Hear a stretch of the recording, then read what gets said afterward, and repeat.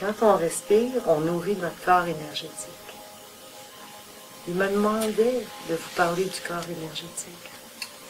Parce que l'archange Raphaël travaille avec la guérison, mais il travaille beaucoup avec le corps énergétique de la Terre. C'est ça son mandat. Il régénère le corps énergétique. Alors, comment régénérer notre corps énergétique? Par la respiration.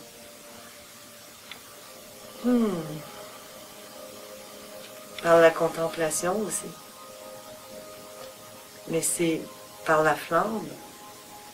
On allume une chandelle. C'est écrit là-dedans. Et on respire la flamme.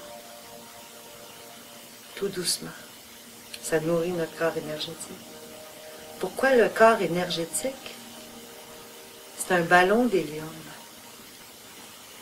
Ça vous donne une idée. Si vous voulez vous envoler bien loin de la nuit, puis revenir avec des mémoires extraordinaires de ce que vous avez vécu, nourrissez votre corps énergétique. Plus on nourrit notre corps énergétique, plus on a la capacité de revenir avec la conscience de ce qu'on a vécu. C'est dans le corps énergétique que ça se passe. C'est sûr, il y a le corps astral aussi, le corps des émotions.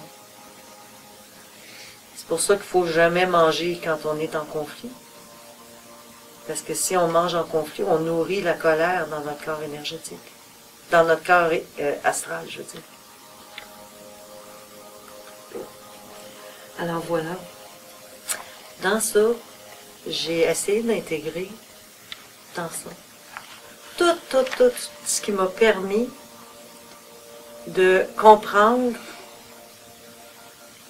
l'état, de comprendre comment j'ai pu développer, si vous voulez, avoir une expansion de conscience, avoir un éveil de la Kundalini. Qu'est-ce qui s'est passé dans mon corps?